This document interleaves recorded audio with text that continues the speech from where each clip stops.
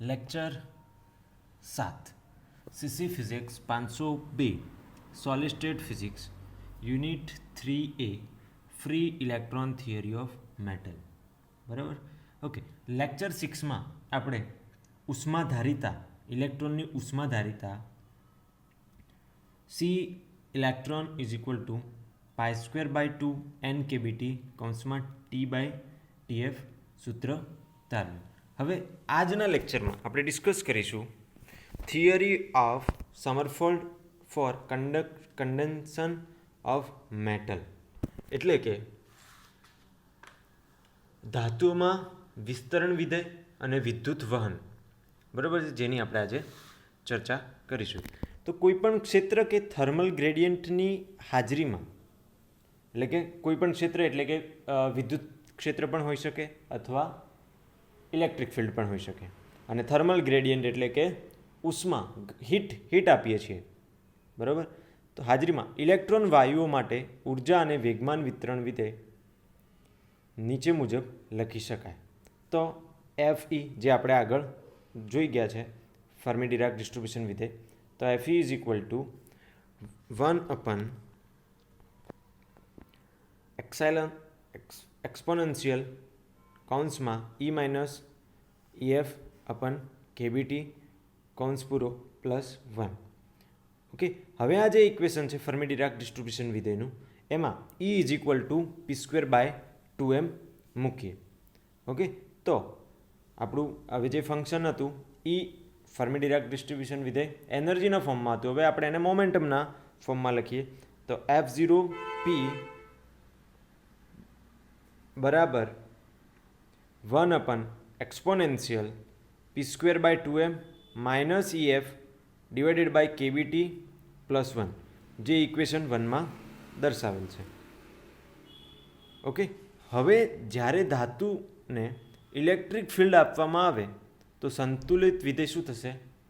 અસંતુલિત થશે. અહીં ઇલેક્ટ્રિક ફિલ્ડ આપતા ફોનોન દ્વારા ઇલેક્ટ્રોનનું પ્રકીર્ણન થશે. અહીંયા નવો શબ્દ આવ્યો, ફોનોન. ફોનોન એટલે જ્યારે કોઈ ધન લેટિસ છે, કોઈ પદાર્થ છે, એમાં અણુ કે પરમાણુઓ એની પોતાની જગ્યા ઉપર શું કરે છે? વાઇબ્રેશન કરે છે. શું કરે છે? વાઇબ્રેશન. તો જ્યારે એને ઇલેક્ટ્રિક ફિલ્ડ આપવામાં આવશે ત્યારે આ જે ફોનોન છે શું કરશે? વાઇબ્રેશન વધારે કરશે. ઓકે, તો આ ફોનોન, આ જે વાઇબ્રેશન છે એને ફોનોન કહેવાય. શું કહેવાશે? ફોનોન. બરાબર છે. આ ફોનોન પોતાની જગ્યા ઉપર ચોક્કસ અમુક અંતર સુધી વાઇબ્રેશન કરશે. એના લીધે ઇલેક્ટ્રોનનું સ્કેટરિંગ થશે. ધારો કે કોઈ ઇલેક્ટ્રોન આવે તો આના લીધે શું થશે? સ્કેટર્ડ, જે આપણે અગાઉના લેક્ચરમાં જોઈ ગયા. હવે જો પ્રણાલીમાં થર્મલ ગ્રેડિયન્ટ હાજર ન હોય તો વિસ્તરણ વિધેય સમય સાથે થતો ફેરફાર. ઓકે, થર્મલ ગ્રેડિયન્ટ એટલે કે આપણે આપણા જે પદાર્થ છે એને ગરમી આપતા નથી, એ રૂમ ટેમ્પરેચર ઉપર છે, નોર્મલ છે. બરાબર. તો થર્મલ ગ્રેડિયન્ટ હાજર નથી. તો વિસ્તરણ વિધેયમાં સમય થતો ફેરફાર dF/dt બરાબર dF/dt ફિલ્ડ. એક ધારો કે આપણું આ કોઈ ધન આયન છે, આમાં ઇલેક્ટ્રોન ફરી રહ્યો છે. બરાબર છે. તો હવે વિસ્તરણ વિધેય હાલ એ રૂમ ટેમ્પરેચર પર છે, એના ઉપર કોઈ પણ પ્રકારનું બાહ્ય વિદ્યુત ક્ષેત્ર આપવામાં આવેલ નથી. બરાબર છે. તો હવે અસંતુલિત વિદ્યુત વિધેય આપતા, એટલે કે બહારથી કોઈ વિદ્યુત ક્ષેત્ર આપીશું તો આ ઇલેક્ટ્રોન, આ ધન આયન છે એ શું કરશે? વાઇબ્રેશન થશે. અને અંદર રહેલા ઇલેક્ટ્રોન છે એ શું કરશે? જે વિદ્યુત ક્ષેત્ર આપ્યું એ વિદ્યુત ક્ષેત્રની વિરુદ્ધ દિશામાં શું કરવા માંડશે? ગતિ કરવા માંડશે. એટલે ઓબ્વિયસલી આપણું જે વિસ્તરણ વિધેય છે ફર્મી ડિરાક ડિસ્ટ્રીબ્યુશન એ શું થશે?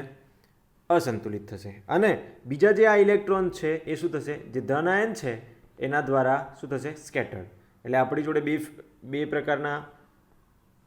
બે પ્રકારે લીધે અહીંયા અસંતુલિત થયું. તો કે dF/dt ફિલ્ડને લીધે અને dF/dt સ્કેટરિંગને લીધે. તો dF/dt બરાબર dF/dt ફિલ્ડ એક ક્ષેત્રના કારણે વિસ્તરણ વિધેયમાં ફેરફાર દર્શાવે છે. dF/dt સ્કેટરિંગ એ પ્રકીર્ણનના કારણે વિસ્તરણ વિધેયમાં સમય સાથે થતો ફેરફાર દર્શાવે છે. હવે જો થર્મલ ગ્રેડિયન્ટ હાજર હોય, અત્યાર સુધી હીટ આપણે ગરમી આપતા નહોતા, રૂમ ટેમ્પરેચરની વાત કરતા, હવે જો થર્મલ ગ્રેડિયન્ટ હાજર હોય તો એક બીજું ટર્મ ડિફ્યુઝનનું એડ થશે. ડિફ્યુઝન એટલે કે હીટને લીધે અંદર જે વિધેય અસંતુલિત થાય છે એ ટર્મ એડ કરવું પડે. ડિફ્યુઝનનો સમજીએ તો સ્પ્રેડિંગ ઓફ હીટ, જે હીટ છે એ અંદર સ્પ્રેડ થશે તેમ તેમ એમાં અસંતુલન વધતું જશે. તો ડીએફ અપન ડીટી, તો હવે આખું પદ એડ કરવું પડશે આપણે ડિફ્યુઝનનું. તો આ બે પદ તો હતા જ, તો ઇક્વેશન 2માં એક નવું પદ લખીશું ડીએફ અપન ડીટી ડિફ્યુઝન. તો આપણું ઇક્વેશન થશે equation number 3, df upon dt is equal to df upon dt by field plus df upon dt by scattering plus df upon dt diffusion. હવે જો સ્ટેડી કન્ડિશન હોય,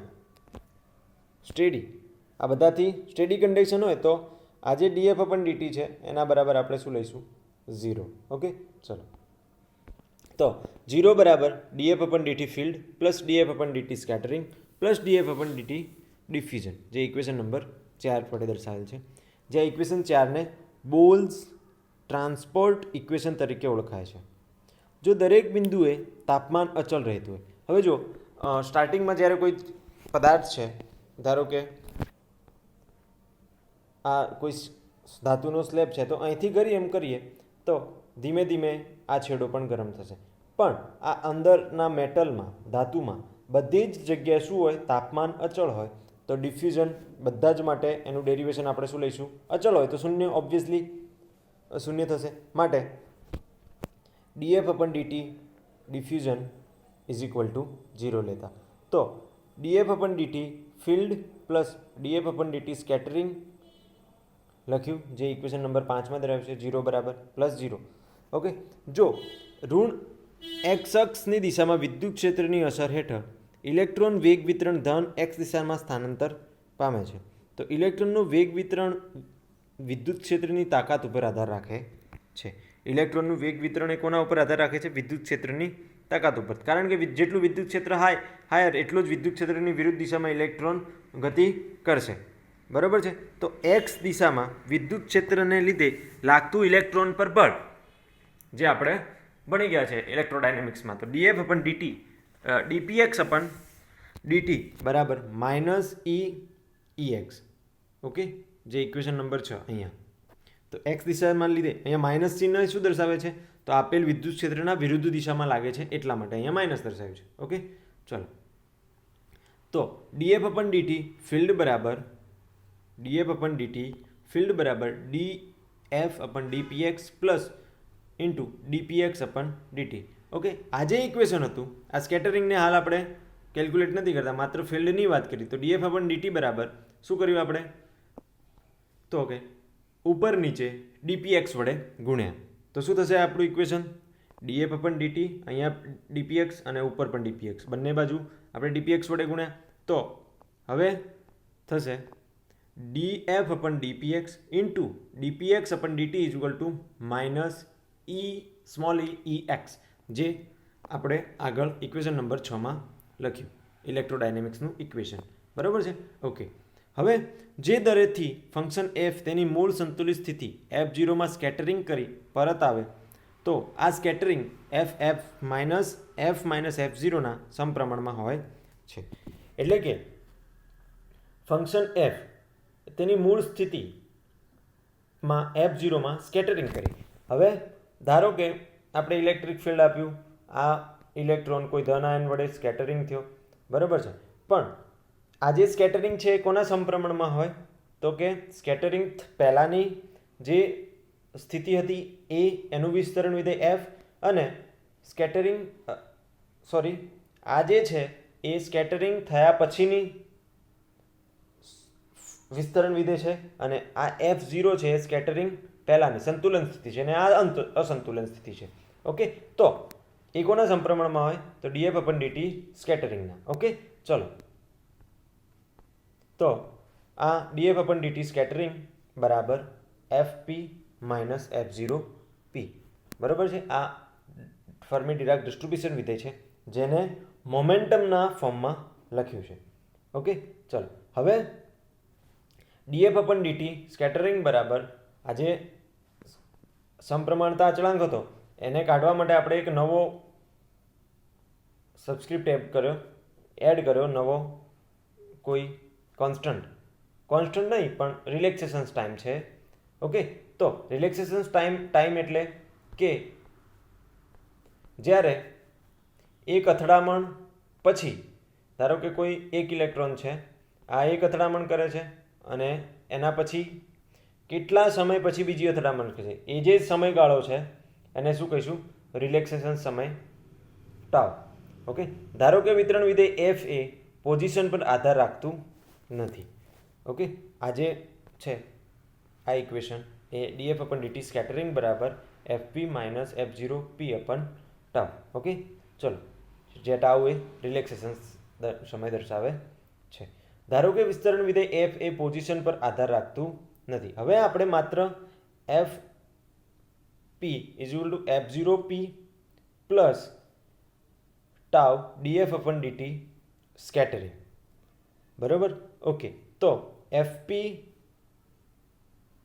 is equal to F0 p minus tau df upon dt into by field, જે equation number 5 પરથી લખેલ છે. Equation number 5 આ રહ્યું આના ઉપરથી. ઓકે, કારણ કે બરાબરની પેલી બાજુ લેશું df upon dt is equal to minus df upon dt scattering થશે અને સ્કેટરિંગની વેલ્યુ મૂકી છે, સ્કેટરિંગનીમાં આની વેલ્યુ મૂકવામાં આવી છે. ઓકે, ચલો તો ઇક્વેશન નંબર 8 આ બંને ઇક્વેશન શું છે? ઇક્વેશન નંબર 8 છે. ઓકે, આના પછી હવે fp is equal to F0 p minus df upon dpx કૌંસમાં ઈ ઇન્ટુ ઈએક્સ, જે આપણે ઇક્વેશન ફિલ્ડ માટે જે ઇક્વેશન નંબર 7 તારવ્યું હતું આ રહ્યું એ આ ઇક્વેશન નંબર 8માં મૂકીએ તો શું થશે? સમીકરણ 8ના સોલ્યુશન માટે હાઇઝનબર્ગનો સિદ્ધાંત શું છે? તો કે x is equal to h by પી, કોઈ પણ કણના મોમેન્ટમ અને સ્થાન અને વેગ એક સાથે માપી શકાય નહીં. ઓકે, બરાબર, જો માપીએ તો એમાં h³ જેટલી ખામી રહે, પ્લાન્ક કોન્સ્ટન્ટના ઘન જેટલી. ઓકે, તો ડેલ્ટા એક્સ હાઇઝનબર્ગના સિદ્ધાંત છે x is equal to h by પી. Okay, p is equal to h by x. હવે એક્સના વન ડાયમેન્શનમાં આ જ વસ્તુ આપણે 3 ડાયમેન્શનમાં લખીએ તો delta x delta y delta z બરાબર h³ અપન hpx hpy delta px delta py અને ડેલ્ટા pz, જે ઇક્વેશન નંબર 10માં દર્શાવ્યું છે. જે ડેલ્ટા એક્સ ડેલ્ટા વાય અને ડેલ્ટા ઝેડ એ પોઝિશન કોઓર્ડિનેટ દર્શાવે છે, ડેલ્ટા px ડેલ્ટા py અને ડેલ્ટા pz એ મોમેન્ટમ કોઓર્ડિનેટ છે અને h³ એ પ્લાન્ક કોન્સ્ટન્ટ દર્શાવે છે. ઓકે, હવે ક્રિસ્ટલના એકમ કદ દીઠ પી અને પી પ્લસ ડીપી વેગમાન વચ્ચેની અવસ્થાની સંખ્યા 2 into delta px delta py delta pz upon h³. અહીંયા 2 એટલા માટે લેવામાં આવ્યા છે કે અહીંયા electron plus or minus 2 spin ધરાવતો હોવાથી 2 વડે ગુણવામાં આવ્યો છે અને અહીં ઇલેક્ટ્રોનની સ્પિનને લીધે 2 ડિજનરેટ સ્ટેટ થાય છે. અહીંયા નવો શબ્દ આવ્યો ડિજનરેટ સ્ટેટ. તો એવા સ્ટેટ કે જેમની અવસ્થાઓ અલગ અલગ હોય પણ એનર્જી કેવી હોય? સરખી. ધારો કે કોઈ ઇલેક્ટ્રોનની વાત કરીએ તો આ ઇલેક્ટ્રોન અહીંયા છે, તો આ ઇલેક્ટ્રોન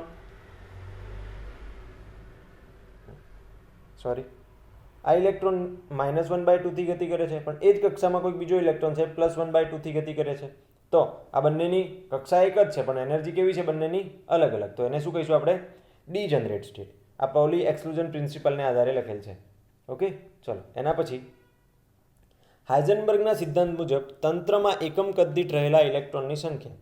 તો તંત્રમાં ઇલેક્ટ્રોનની સંખ્યા તો n is equal two 2 અપન h³, triple integration fp dpx dpy dpz, જે સમીકરણ નંબર 12માં દર્શાવેલ છે. હવે x દિશામાં પ્રવાહ ઘનતા આપણે સૂત્ર ભણી ગયા છે. પ્રવાહ ઘનતાનું J is equal to NEVD. બરાબર, ઓકે, પણ આપણે ધન x દિશામાં લેવાનું છે તો જે x is equal to minus N E V x. Okay, હવે સમીકરણ 12ની કિંમત સમીકરણ 13માં મૂકીએ. તો સમીકરણ 13માં એનની કિંમત મૂકીએ, આ વેલ્યુ આમાં મૂકીશું એનની જગ્યાએ. તો જે x is equal to -2/h³ triple integration f p dp x dp y dp z into e into v x, બીજો પદ એમના એમ. ઓકે, હવે એની અંદર આગળ લઈ લઈએ. તો જે x is equal to -2e/h³ triple integration f p dp x dp y dp z into v x, જે ઇક્વેશન નંબર 14માં દર્શાવેલ છે. ઓકે, હવે ઇક્વેશન 14માં એફપીની વેલ્યુ મૂકતા, ઇક્વેશન 14માં એફપીની વેલ્યુ મૂકતા, તો ઇક્વેશન નંબર 14 આવ્યું. તો જે x is equal to -2e/h³ એફપીની વેલ્યુ ક્યાં છે? તો એફપીની વેલ્યુ આપણે આગળ શોધી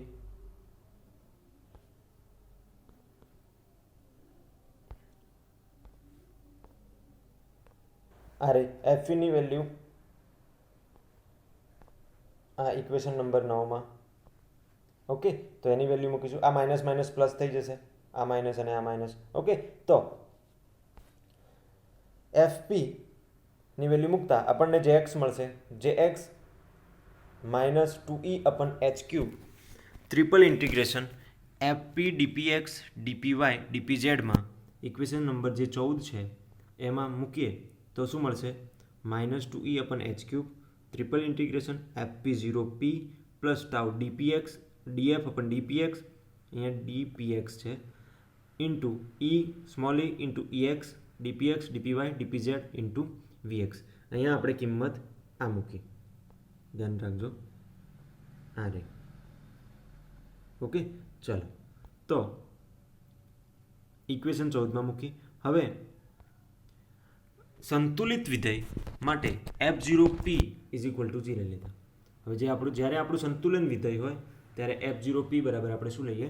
0. તો જે x is equal two -2e vx/h³ integration tau E small E into ex df/dpx into dpx dpy dpz. Okay, ચલો, હવે જે એક્સ ઇઝ ઇક્વલ ટુ અંદર જે ઈ છે એને બહાર લઈ લઈએ, જે કોન્સ્ટન્ટ છે, જેમનું સંકલન શક્ય નથી એ બધાને બહાર લઈ લઈએ, કોન્સ્ટન્ટ છે એને. તો -2e² vx ex/h³, અંદર રહેશે tau df/dpx dpx into dpy into dpz. હવે આજે કદ માટે dpx dpy અને dpz એ આપણે આગળ વાત કરી કે એ શું છે અહીંયા. તો dpx dpy પી અને પી વચ્ચે વેગમાન વચ્ચેની અવસ્થા સંખ્યા છે એકમ કદ દીઠ, બરાબર? એકમ કદ બે કોઈ મોમેન્ટમ લીધી છે અને એ બે મોમેન્ટમ વચ્ચેનું કદ દર્શાવ્યું છે. તો એ કદ માટે 4πr² dp, આપણે જનરલી r² લેતા, પણ અહીંયા શું લઈશું? 4πp² dp, કારણ કે પીની સાપેક્ષે છે. જે કદ એલિમેન્ટ પીની ત્રિજ્યાનો એક ગોળો મળશે. એ આ શું મળશે આપણને? એક ગોળો છે, બરાબર? ગોળાનું કદ થઈ ગયું 4πp², 4/π, બરાબર છે?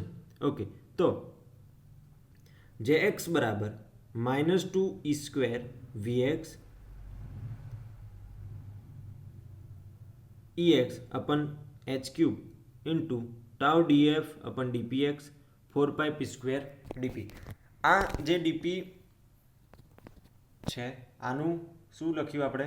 કદખંડ લખ્યું 4/3πr³, એનું સંકલન કર્યું એટલે સાદુરૂપ આપ્યું તો આપણને શું મળ્યું? 4πp² dp. ઓકે, હવે ફિલ્ડ માટે તો df/dpx, તો ફરીથી આપણે શું કરીશું? ઉપર નીચે ડીઈ વડે ગુણ્યા, આ જે ફિલ્ડ માટે હતું df/dpx બાય ફિલ્ડ, એને ઉપર નીચે ડીઈ વડે ગુણ્યા, તો df/de into de/dpx. Okay, de/dpx is equal to vx. Okay, એ શું છે? vx દર્શાવે છે. તો df/de ઇન્ટુ vx, જે ઇક્વેશન નંબર 16 છે. તો માટે જે એક્સ બરાબર -2e vx² ex/h³ હવે જે એક્સમાં આ વેલ્યુ મૂકીશું આપણે, તો જે એક્સ ક્યાં છે, આ રહ્યો ઉપર. Okay, -2e vx ex અપન h cube tau df અપન dpxની જગ્યાએ આપણે શું મૂક્યું, આ રહ્યું. તો df અપન de into vx square કરી દીધો અહીંયા. ઓકે, અહીંયા vx હતું, તો 4 સ્ક્વેર p dp, જે ઇક્વેશન નંબર 17 દર્શાવે છે. ઓકે, આમ ટાઉનું મૂલ્ય માત્ર ઇલેક્ટ્રોનના વેગના મૂલ્ય પર આધારિત છે. તો અહીંયા એ ટાઉ છે એ કોના ઉપર આધારિત છે, ઇલેક્ટ્રોનના વેગ ઉપર.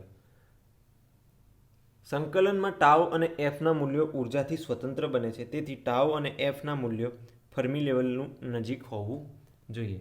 સોમરફિલ્ડ થિયરી પરથી ધાતુમાં વિદ્યુત વાહકતા ઇલેક્ટ્રોન પર આધારિત છે, પરંતુ તાપમાન પર આધારિત નથી. સોમરફિલ્ડ મોડલ એ શું દર્શાવે છે કે વિદ્યુત વાહકતા એ કોના ઉપર આધારિત છે, ઇલેક્ટ્રોન પર આધારિત છે, પણ તાપમાન પર નહીં.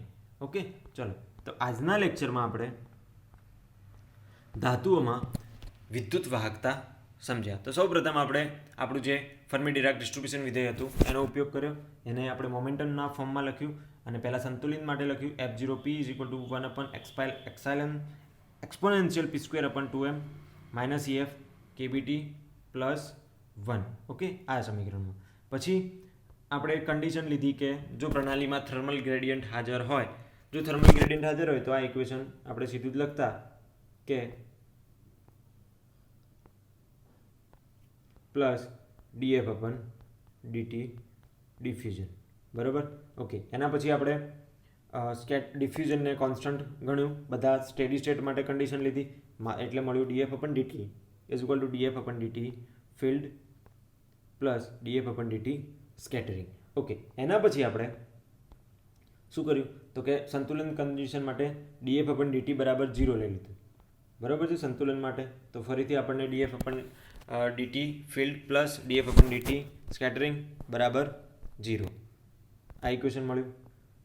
ઓકે, જો હવે ઋણ અક્ષની દિશામાં વિદ્યુત ક્ષેત્ર, હવે વિદ્યુત ક્ષેત્ર આપણે માત્ર હવે ફિલ્ડની વાત કરીએ છીએ, તો df અપન dt ફિલ્ડનું સાદુરૂપ આપીશું. તો df અપન dt માટે x દિશામાં વિદ્યુત ક્ષેત્રને લીધે લાગતું ઇલેક્ટ્રોન પર પણ dpx અપન dt = minus small e into ex, જે ઇક્વેશન નંબર 6 છે, જે આપણે ઇલેક્ટ્રોડાયનેમિક્સ પરથી લાવ્યા.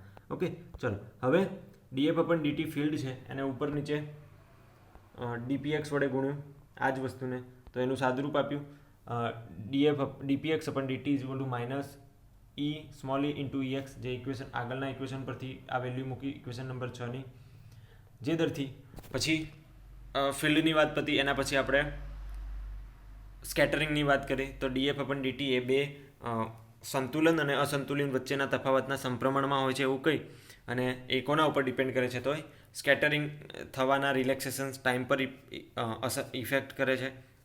બરાબર છે, સ્કેટરિંગ ટાઈમના વ્યસ્ત પ્રમાણમાં હોય છે. માટે fp = f0p plus d tau df અપન dt scattering, આ ઇક્વેશન લખ્યું, જે ઇક્વેશન નંબર 8 છે. ઇક્વેશન 8 એ આના સ્કેટરિંગ માટેના બે ઇક્વેશન મળ્યા. પછી સ્કેટરિંગ માટે મળ્યું, એમાં જ્યાં ટાઉ df અપન dt એ પણ ઇક્વેશન નંબર 5 પરથી આપણે ફિલ્ડ માટેમાં એડ કર્યું એને. પછી આ બધી જ વેલ્યુ ફિલ્ડ અને સ્કેટરિંગની બંને વેલ્યુ શેમાં મૂકી, તો જે આપણું ઇક્વેશન હતું, ઇક્વેશન નંબર dp અપન આ જે આરું ઇક્વેશન આમાં મૂકી વેલ્યુ, તો આપણને મળ્યું f0p minus tau df અપન dpx minus e into ex. Okay, આ ઇક્વેશન પછી આપણે હાઇઝનબર્ગના સિદ્ધાંતનો ઉપયોગ કર્યો. એના પછી બે મોમેન્ટમ વેગમાન વચ્ચેની અવસ્થાની સંખ્યાઓ શોધી. એમાં પછી આપણે ઇલેક્ટ્રોનની 1/2 સ્પિન ધરાવતો હોવાથી સમીકરણને 2 વડે ગુણવામાં આવ્યું. પછી હાઇઝનબર્ગના સિદ્ધાંત મુજબ એકમ કદ દીઠ રહેલા ઇલેક્ટ્રોનની સંખ્યાનું સૂત્રનો ઉપયોગ કરીએ, તો n = 2 અપન h³ triple integration fp dp dpy dpz, જે ઇક્વેશન નંબર 12 છે. ઓકે, એના પછી પ્રવાહ સૂત્ર મળ્યું. પ્રવાહ ઘનતામાં Js = NeVd, તો nની જગ્યાએ આપણે જે વેલ્યુ શોધી લીધી n, હાઇઝનબર્ગનો સિદ્ધાંતનો ઉપયોગ કરી એ વેલ્યુ એમાં મૂકી. ઓકે, પછી એ વેલ્યુ મૂકી અને એમાં જે એફવી હતો તો એફવીની વેલ્યુ જે આપણે શોધી હતી એ એમાં મૂકી. ઓકે, એના પછી જે ટ્રિપલ ઇન્ટિગ્રેશનમાં ડીપી ડીપીએક્સ અને ડીપી ઝેડ હતા એના =4π p² ડીપી વેલ્યુ મૂકી સાદુરૂપ આપીને. ઓકે, અને છેલ્લે jx -2e² vx² ex/h³ × τ df/dt 4π² DP pdp સૂત્ર તારવ્યું. જે સૂત્ર છે જે પ્રવાહ ઘનતાનું સૂત્ર દર્શાવે છે, જે તાપમાન પર આધારિત નથી, માત્ર વિદ્યુત પ્રવાહ પર આધારિત છે, એટલે કે ઇલેક્ટ્રોનની સંખ્યા ઉપર આધારિત છે. Thank you.